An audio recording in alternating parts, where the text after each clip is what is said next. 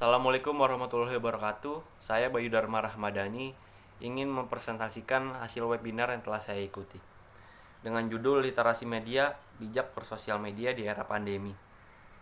Yang pertama adalah hoax. Dalam definisi termurninya adalah berita bohong yang dibuat secara sengaja. Pembuatnya tahu bahwa berita itu bohong dan bermaksud untuk menipu orang dengan beritanya. Judul heboh tapi berbeda dengan isi berita. Kebiasaan buruk banyak netizen adalah hanya membaca headline berita tanpa membaca isinya. Banyak beredar artikel yang isinya benar, tapi diberi judul yang heboh dan provokatif yang sebenarnya tidak sama dengan isi artikel. Berita benar dalam konteks menyesatkan. Kadang-kadang berita benar yang sudah lama diterbitkan bisa beredar lagi di sosial media. Ini membuat kesan bahwa berita itu baru terjadi dan bisa menyesatkan orang yang tidak mengecek kembali tanggalnya. Kemudian, apa sih langkah cerdas menghadapi hoax?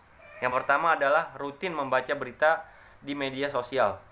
Kemudian, orang yang paling rentan hoax adalah orang yang jarang mengonsumsi berita. Kemudian yang ketiga, kalau suatu berita kedengarannya tidak mungkin, bacalah dengan lebih teliti karena memang itu tidak mungkin. Kemudian yang terakhir adalah jangan share artikel, foto atau pesan berantai tanpa membaca sepenuhnya dan yakin akan kebenarannya. Kemudian yang kedua adalah saring sebelum sharing.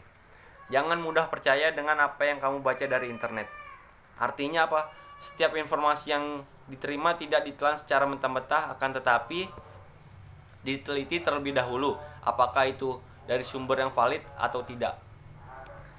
Kemudian misinformasi. Misinformasi adalah informasi yang salah yang disebar tanpa tujuan atau maksud untuk merugikan atau membahayakan orang lain. Disinformasi, informasi yang salah yang disebar dengan tujuan atau maksud untuk merugikan atau membahayakan orang lain. Kemudian malinformasi, informasi yang benar yang disebar untuk menyebabkan kerugian tertentu dengan membawa informasi yang semula bersifat privat ke ranah publik.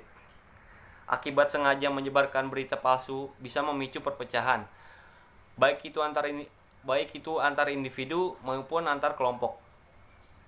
Hoax juga bisa menurunkan reputasi si korban dan menguntungkan pihak tertentu.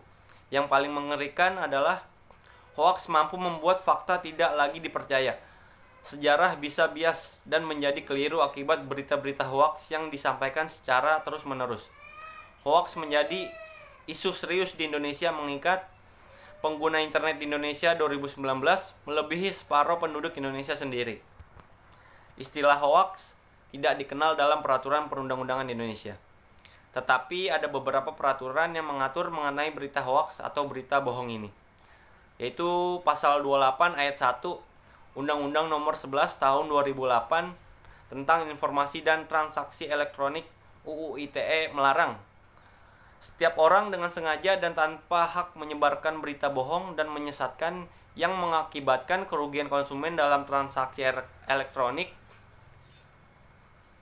Jika melanggar ketentuan di atas, pelaku dapat dikenakan sanksi pidana penjara paling lama 6 tahun dan atau denda paling banyak 1 miliar. Terima kasih.